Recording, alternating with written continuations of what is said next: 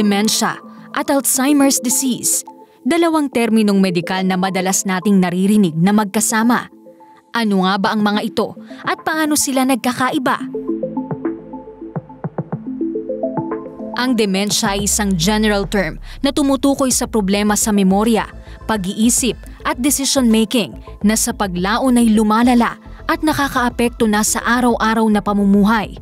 Ito ay resulta ng mga pagbabago sa partikular na bahagi ng utak na nagdudulot sa hindi maayos na pag-function ng nerve cells at mga koneksyon nito. Bagaman ang karaniwang nagkakasakit ng dementia ay ang mga nasa edad 65 pataas, ito ay hindi normal na bahagi ng pagtanda. Maraming klase ng dementia gaya ng frontotemporal, Lewy body, vascular at mixed dementia. Ngunit ang pinakapangkaraniwang klase nito ay ang Alzheimer's disease na nasa 60 to 70% ng kabuuang kaso ng dementia. Ang Alzheimer's disease ay isang brain disorder na unti-unting sinisira ang memorya at pag-iisip at sa kalaunan ay maging ang abilidad na gumawa ng simpleng mga gawain.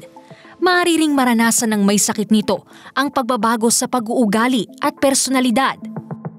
Sa kasalukuyan, hindi pa natutukoy ang tiyak na dahilan ng Alzheimer's disease, ngunit ito ay posibleng resulta ng pagbabago sa utak, bunsod ng edad, o di kaya genetic, environmental at lifestyle factors. Karaniwan itong nagiging sakit ng mga nasa 65 years old pataas, ngunit may ilang kaso rin ng early onset Alzheimer's sa mga edad 30 hanggang 65. Ilan sa mga sintomas ng Alzheimer's disease at dementia ang mga sumusunod. Kawalan ng memorya na nakakahadlang sa pang-araw-araw na pamumuhay, gaya ng pagkaligaw sa pamilyar na lugar o paulit-ulit na pagtatanong, pagkalimot sa kamakailan lang na pag-uusap o pangyayari, maging sa mga pangalan ng tao, lugar o bagay, hirap na matapos sa mga pamilyar na gawain sa bahay o trabaho, problema sa reasoning o judgment na nakakaapekto sa pagdedesisyon, hindi matrace kung paano hanapin ang mga nawawalang gamit, paglala ng anxiety o aggression, at pagbabago sa mood, ugali o personalidad. Sa kasalukuyan ay wala pang tiyak na cure o treatment para sa dementia at Alzheimer's disease. May ilang mga gamot na makatutulong na protektahan ang utak o i-manage ang mga sintomas nito, gaya ng anxiety at pagbabago ng ugali.